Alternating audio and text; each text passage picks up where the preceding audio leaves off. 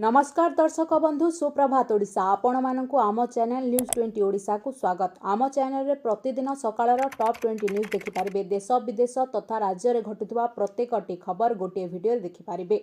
या सुभद्रा योजना, पीएम किसान आवास योजना, राशन कार्ड एवं अन्य योजना को नहीं आसुवा समस्त अपडेट पाई पारिबे। जदि आम सह जोड़ी हेबाकु चाहुछंती तेबे भिडियोटी को लाइक शेयर एवं चैनल टी को सब्सक्राइब करबा पई जमारू भूलिबे नाही। चलंतु जानिबा कौन रही आज सकाळर गुरुत्वपूर्ण खबर विषय। धान बिक्री पंजीकरण त्रुटि नहीं प्रश्न उठाइले सांसद प्रदीप पुरोहित। एने मुख्यमंत्री को लिखिले चिठी। धान बिक्री पंजीकरण त्रुटि नहीं प्रश्न उठाइले सांसद प्रदीप पुरोहित। एने मुख्यमंत्री को लिखिछंती चिठी। तेबे तांको लोकसभा क्षेत्र बरगड़ और झारसुगुड़ा जिल्लार धान बिक्री पई पाखापाखि 5000 चाषी पंजीकरण करि पारि नाहंती। तेणु एही चाषी माने किपरि मंडी रे धान बिकि पारिबे से नै व्यवस्था करबाकू मुख्यमंत्री को अनुरोध करछंती। एहा सह मोन्था बात्याले बरगड़ और झारसुगुड़ा जिल्लार अनेक चाषी अमल धान नष्ट हो जाइछि। तेणु तुरंत सेमानंकु इनपुट सब्सिडी प्रदान करबाकू दाबी करिसंती सांसद।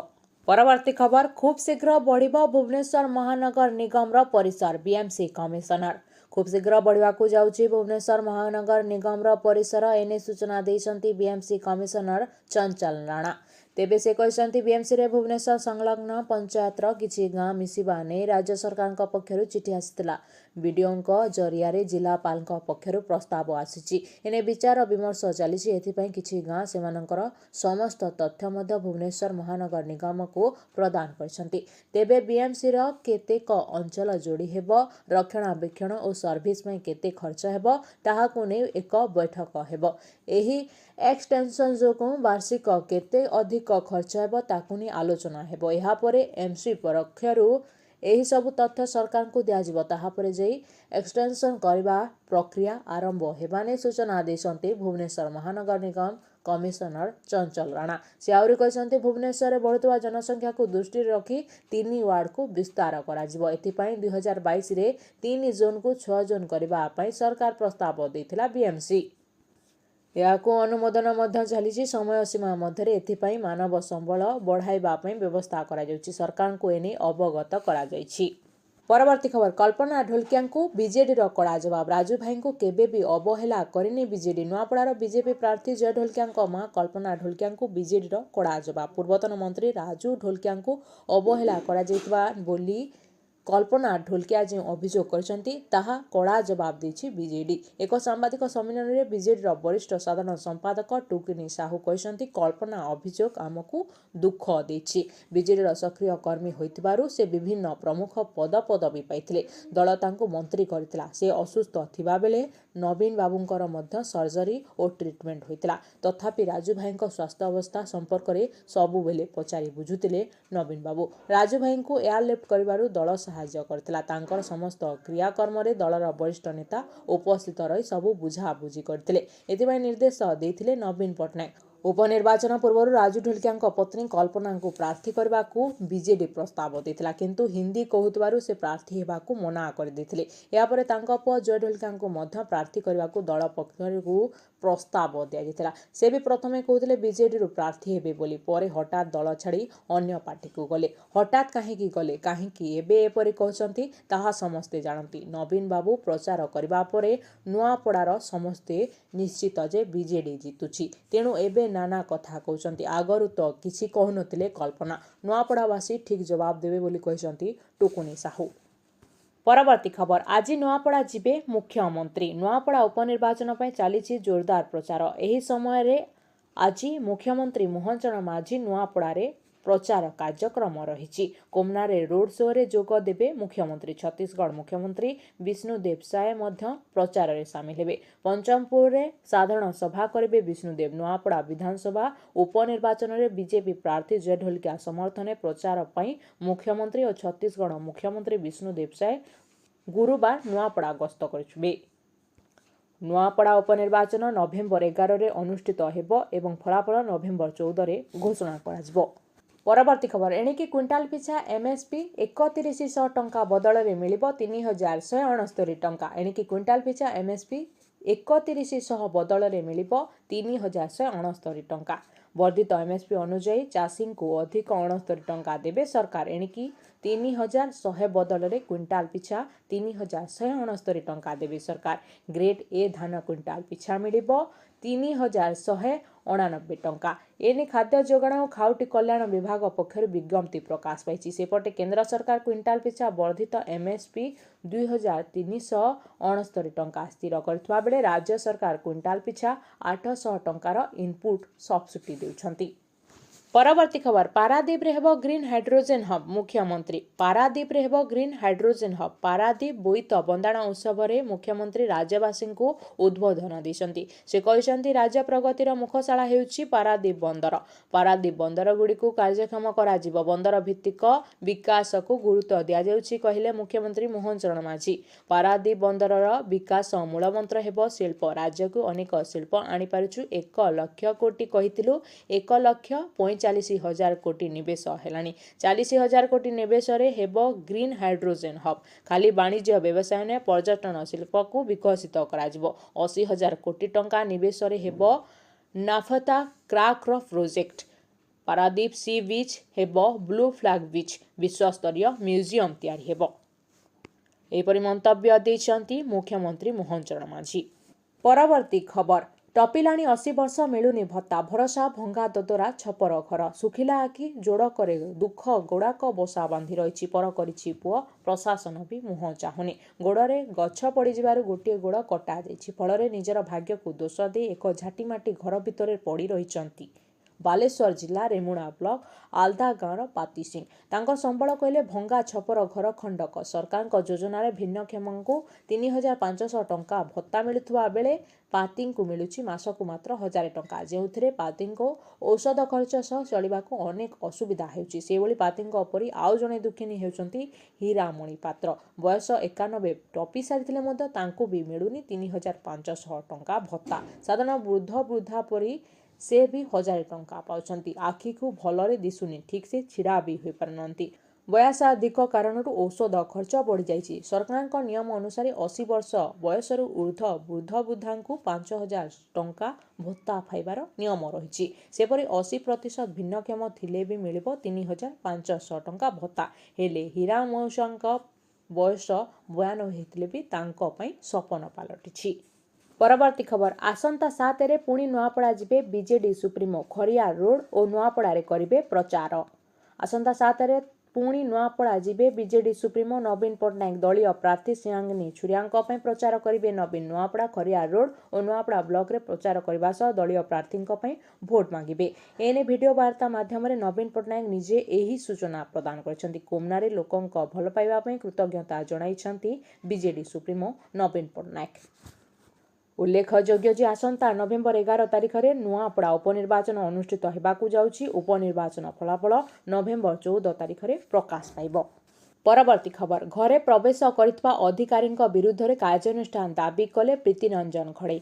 ଏନେଇ ଇସିଆଇଙ୍କୁ ଲେଖିଲେ ଚିଠି। ନୂଆପଡ଼ା ଉପନିର୍ବାଚନ ନେଇ ସାରା ରାଜ୍ୟରେ ଚର୍ଚ୍ଚା ରହିଛି। ଏହା ମଧ୍ୟରେ ଭାରତୀୟ ନିର୍ବାଚନ ଆୟୋଗଙ୍କୁ ଚିଠି ଲେଖିଛନ୍ତି ପୂର୍ବତନ ମନ୍ତ୍ରୀ ପ୍ରୀତିରଞ୍ଜନ ଘଡ଼େଇ। ତାଙ୍କ ଘରକୁ ପ୍ରବେଶ କରିଥିବା ଅଧିକାରୀଙ୍କ ବିରୁଦ୍ଧରେ ଦୃଢ଼ କାର୍ଯ୍ୟାନୁଷ୍ଠାନ ପାଇଁ ଭାରତୀୟ ନିର୍ବାଚନ ଆୟୋଗଙ୍କୁ ସେ ଚିଠି ଲେଖିଥିବା ଜଣାପଡ଼ିଛି। କୌଣସି ସର୍ଚ୍ଚ ୱାରେଣ୍ଟ ନଥାଇ ବିନା ଅନୁମତିରେ ଯାଞ୍ଚ ପାଇଁ ବେଆଇନ ଭାବେ ବିଜେଡି ନେତା ପ୍ରୀତିରଞ୍ଜନ ଘଡ଼େଇଙ୍କ ଘରକୁ ଅଧିକାରୀମାନେ ପ୍ରବେଶ କରିଥିଲେ ବୋଲି ପ୍ରୀତିରଞ୍ଜନ ଚିଠିରେ ଉଲ୍ଲେଖ କରିଛନ୍ତି। ସେପଟେ ବିଜେଡି ନେତା ତଥା କୋରେଇର ପୂର୍ବତନ ବିଧାୟକ ପ୍ରୀତିରଞ୍ଜନ ଘଡ଼େଇଙ୍କ ଘରେ ରେଡ୍ ହୋଇଥିଲା।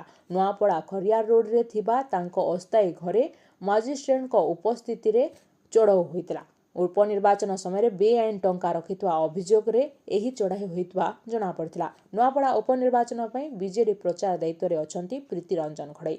ତେବେ ଏହି ଚଢ଼ାଉ ସମୟରେ ପ୍ରୀତିରଞ୍ଜନଙ୍କ ଘରର କେୟାରଟେକର ଓ ଅଧିକାରୀଙ୍କ ମଧ୍ୟରେ ଯୁକ୍ତିତର୍କ ଦେଖିବାକୁ ମିଳିଥିଲା। ବିନା କୌଣସି ସର୍ଚ୍ଚ ୱାରେଣ୍ଟରେ ମାଜିଷ୍ଟ୍ରେଟ ରେଡ୍ ପାଇଁ ଆସିଥିବା କେୟାରଟେକର ଅଭିଯୋଗ କରିଥିଲେ, ଯାହା ସାରା ରାଜ୍ୟରେ ଚର୍ଚ୍ଚାର ବିଷୟ ପାଲଟିଥିଲା। ପରବର୍ତ୍ତୀ ଖବର, କମିଲା ସୁନା ଦର। ଜାଣନ୍ତୁ ଆପଣଙ୍କ ସହରରେ କେତେ ରହିଛି। ଗତ 24 ଘଣ୍ଟା ମଧ୍ୟରେ ଭାରତରେ ସୁନା ମୂଲ୍ୟ 24 କ୍ୟାରେଟ୍ ଏବଂ 22 କ୍ୟାରେଟ୍ ହ୍ରାସ ପାଇଛି। ନଭେମ୍ବର 5, 2025ରେ ପ୍ରତି 10 ଗ୍ରାମ ପାଇଁ ସୁନା ଧାତୁର ମୂଲ୍ୟ ଯଥାକ୍ରମେ 980 ଟଙ୍କା ଏବଂ ପ୍ରତି 10 ଗ୍ରାମ ପାଇଁ 900 ଟଙ୍କା ହ୍ରାସ ପାଇଛି। बुधवार दिन प्रति 10 ग्राम पर 24 कैरेट सुना मूल्य 1,21,480 टंका एवं प्रति 10 ग्राम पर 22 कैरेट सुना मूल्य यथाक्रमे 1,11,350 टंका रेकर्ड करा जायछि। परवर्ती खबर अष्टम वेतन कमिशन दरमा बढ़िबो किंतु डीए होइजिबो सुन। लक्ष लक्ष केंद्र सरकार कर्मचारी एवं पेंशनभोगी पई खुशी खबर केंद्र सरकार संप्रति अष्टम वेतन कमिशन पई शर्तावली को मंजूर करछंती। यार अर्थ हेउची आगामी मास गुड़िकरे सरकार कर्मचारी वेतन एवं पेंशन ढांचारे बड़ परिवर्तन आशा करा जायछि। ए कमिशन अध्यक्ष जस्टिस रंजना देसाई हेबे। वेतन कमिशन आगामी किछि मास मध्य सरकार को तांकर सुपारिश दाखल करेंगे। यह पूर्व कमिशन कर्मचारी पेंशनभोगी एवं अन्यान्य अंशीदार मानक सहित परामर्श करेंगे एवं सेमानक मतामत लड़े। प्रत्येक वेतन कमिशन परी एथर मध्य फिटमेंट फैक्टर दरमा निर्णय करिबार गुरुत्वपूर्ण भूमिका ग्रहण करिबो। सरल भाव में कहबाकू गले फिटमेंट फैक्टर हेउची सेही संख्या जहा द्वारा पुराना मौलिक दरमा को गुणित करी नूतन मौलिक दरमा निर्णय कराजे। Brokerage house Kotak Institutional Equity एवं आम्बिट कैपिटल रो एक रिपोर्ट अनुसार एथर फिटमेंट फैक्टर 1.8 रु 2.46 मध्य होई पारे। वर्तमान स्तर 1 कर्मचारी माने मोट प्राय 29,000 पाती जो 58% डीए एवं घरा भड़ा अंतर्भुक्त। डीए शून्य को पुनर्निर्माण हेले सेमानक मूल दरमा वृद्धि पाइब अर्थात डीए आउ पृथक भाव में प्रदान करा नाही परम सेमानक दरमार अंश होइजिबो। यह कर्मचारी नीट दरमा ह्रास करिबो नाही बरं दरमा गठन को सुदृढ़ करिबो। नूतन मूल दरमा वृद्धि एचआरए परिवर्तन भत्ता एवं भविष्यतर पेंशन भली कारक गुड़िक निर्णय करिबो। डीए को शून्य को ह्रास करने अर्थ नुहे जे कर्मचारी रोजगार ह्रास पाइब।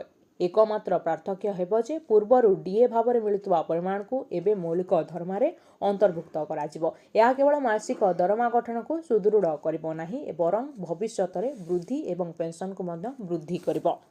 परवर्ती खबर रेल यात्री 45 पैसा रे पाई पारिबे लक्ष लक्ष टंकार बीमा।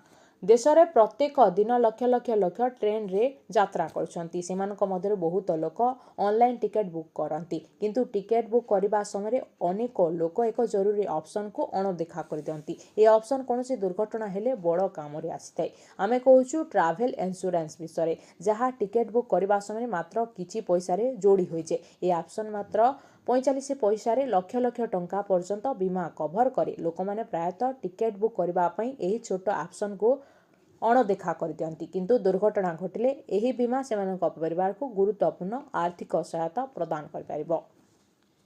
जदि आपण आईआरसीटीसी वेबसाइट किंवा मोबाइल ऐप माध्यम रे टिकेट बुक करंती तेबे एक छोट ऑप्शन देखा जे ट्रैवल इंश्योरेंस। एही बीमार मूल्य मात्र 45 पैसा किंतु यार लाभ कोटी कोटी टंका। एही बीमा दुर्घटना मृत्यु किंवा स्थायी विकलांग क्षेत्र में 10 लाख टंका पर्यंत क्षतिपूरण प्रदान करे। परवर्ती खबर बिहार रे भोट पूर्व यही आसन रे हारीगला जनसुराज होईगला बड़ खेल। बिहार विधानसभा निर्वाचन काल रे मुंगेर सीट रे भोट ग्रहण ठीक पूर्व एक बड़ राजनीतिक उलट पालट हो जाए। निर्वाचन रणनीतिकार प्रशांत किशोर समर्थित जनसुराज अभियान प्रार्थी संजय सिंह बुधवार आचन बीजेपी रे जोग देइछंती।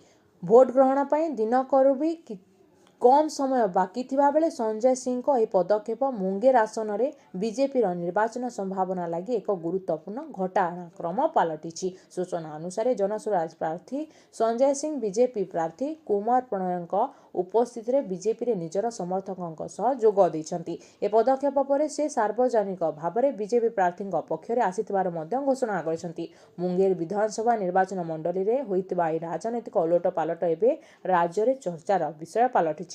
जनसुराज प्रार्थी निर्वाचन रे बीजेपी रो विजय पथ को उन्मुक्त करुनाहांती तो यह एबे सबुठु बड़ प्रश्न पलटिछि। परवर्ती खबर भारत पुणी थरे सबुठु आगरे एही 3 एसीय देश बलरे दुनिया रे बढ़िछि मैन्युफैक्चरिंग काम। भारत थाईलैंड और वियतनाम परी एसीय देश रे अक्टोबर रे मैन्युफैक्चरिंग गतिविधि आशाठारु अधिक दमदार प्रदर्शन करिछि। S&P ग्लोबल डाटा अनुसार चीन और जापान को छाड़ी अन्य सबु देश पे एशियार मैन्युफैक्चरिंग PMI वृद्धि पाई 14 मासर सर्वोच्च स्तर रे पहुंची। यह द्वारा वर्तमान कारबार चाप और वैश्विक ସ୍ତରରେ ରାଜନୈତିକ ଅନିଶ୍ଚୟତା ମଧ୍ୟରେ ମଜବୁତ ପ୍ରତ୍ୟାବର୍ତ୍ତନ ସଂକେତ ମିଳିଛି। S&P ଗ୍ଲୋବାଲ ମାର୍କେଟ ଇଣ୍ଟେଲିଜେନ୍ସର chief business economist Chris Williams କହିଛନ୍ତି, ବୈଶ୍ୱିକ ମାନୁଫ୍ୟାକ୍ଚରିଂ ବୃଦ୍ଧି କରି ପୁଣି ଥରେ ଭାରତର ଆଧିପତ୍ୟ ରହିଛି, କିନ୍ତୁ ଅକ୍ଟୋବର ମାସରେ ଥାଇଲାଣ୍ଡ ଓ ଭିଏତନାମରେ ବି ଦ୍ରୁତ ଅଭିବୃଦ୍ଧି ଦେଖିବାକୁ ମିଳିଛି, କାରଣ ଏହି ଦେଶ କମ୍ପାନୀଗୁଡ଼ିକ ଆମେରିକା ଟ୍ୟାରିଫର ପ୍ରଭାବକୁ ନେଇ ଚିନ୍ତା ହ୍ରାସ ପାଇବାର ସଂକେତ ଦେଇଛନ୍ତି। କ୍ରିସ୍ଙ୍କ ଅନୁସାରେ ଥାଇଲାଣ୍ଡର PMI 2023 ମେ ମାସ ପରେ ଓ ଭିଏତନାମରେ ଜୁଲାଇ 2024 ପରେ ସର୍ବୋଚ୍ଚ ସ୍ତରରେ ପହଞ୍ଚିଛି। ଗୁରୁତ୍ୱପୂର୍ଣ୍ଣ କଥା ହେଉଛି, ବୈଶ୍ୱିକ ମାନୁଫ୍ୟାକ୍ଚରିଂ ରାଙ୍କରେ ପୁଣି ଭାରତ ବାଜି ମାରିଛି। ଭାରତର HSBC manufacturing packaging manager index ସେପ୍ଟେମ୍ବରରେ 57.7ରୁ ବଢ଼ି ଅକ୍ଟୋବରରେ 59.2 ହୋଇଛି। ପାର୍ବଣ ଋତୁରେ ଚାହିଦା ବୃଦ୍ଧି ଓ GST ହାର ଯୋଗୁଁ ଏହାକୁ ସପୋର୍ଟ ମିଳିଛି। ଏହି କାରଣରୁ ବୈଶ୍ୱିକ ଆହ୍ୱାନ ସତ୍ତ୍ୱେ ଭାରତୀୟ ମାନୁଫ୍ୟାକ୍ଚରିଂ ସେକ୍ଟରରେ ମଜବୁତ ସଂକେତ ମିଳିଛି। PMI 50% ଉପରେ ରହିବା ଦର୍ଶାଉଛି ଯେ ମାନୁଫ୍ୟାକ୍ଚରିଂ ଗତିବିଧି ବିସ୍ତାରିତ ହେଉଛି। ପରବର୍ତ୍ତୀ ଖବର, ଗିଲଙ୍କ ବରାବର କଲେ ବାବର, ଦୁଇ ଭାରତୀୟଙ୍କ ଶୀର୍ଷ ସ୍ଥାନ ବଳବତ୍ତର। ଅନ୍ତର୍ଜାତୀୟ କ୍ରିକେଟ ପରିଷଦ ବୁଧବାର ସଦ୍ୟତମ ପୁରୁଷ T20 ମାନ୍ୟତା ଜାରି କରିଛି। ରାଙ୍କିଙ୍ଗରେ ଅନେକ ପାକିସ୍ତାନୀ ଖେଳାଳିଙ୍କୁ ଫାଇଦା ମିଳିଛି। T20 ବ୍ୟାଟିଂ ଓ ବୋଲିଂରେ ଭାରତର ଖେଳାଳିଙ୍କ ଶୀର୍ଷ ସ୍ଥାନ କାୟମ ରହିଛି। ପାକିସ୍ତାନର ତାରକା ବ୍ୟାଟର ଆଜମ ଶୁଭମନ ଗିଲଙ୍କ ସମକକ୍ଷ ହୋଇଛନ୍ତି। ସେ 9ଟି ସ୍ଥାନ ଉପରକୁ ଉଠି ଯୁଗ୍ମ ଭାବେ 30ତମ ସ୍ଥାନରେ ପହଞ୍ଚିଛନ୍ତି। ଭାରତୀୟ T20 ଦଳର ଉପ ଅଧିନାୟକ ଗିଲ ଓ ନ୍ୟୁଜିଲାଣ୍ଡ ଫିନ୍ ଆଲାନଙ୍କ ରେଟିଂ ପଏଣ୍ଟ ମଧ୍ୟ 563 ରହିଛି। ବାବର ଆଜମ ନିକଟରେ ଦକ୍ଷିଣ ଆଫ୍ରିକା ବିପକ୍ଷରେ 3 ମ୍ୟାଚରେ ଘରୋଇ T20 ସିରିଜରେ ମୋଟ 86 ରନ୍ କରିଥିଲେ। ପାକିସ୍ତାନ ଏହି ସିରିଜକୁ 2-1ରେ ଜିତିଛି। ଭାରତର ଅଭିଷେକ ଶର୍ମା ପୂର୍ବତନ ନିଜର ଶୀର୍ଷ ସ୍ଥାନ ବଜାୟ ରଖିଛନ୍ତି। ତାଙ୍କର ରେଟିଂ ପଏଣ୍ଟ 925 ରହିଛି। ଅଷ୍ଟ୍ରେଲିଆ ବିପକ୍ଷ 5 ମ୍ୟାଚ ବିଶିଷ୍ଟ ପ୍ରଥମ 3ଟିରୁ ସେ 112 ରନ୍ କରିସାରିଲେଣି।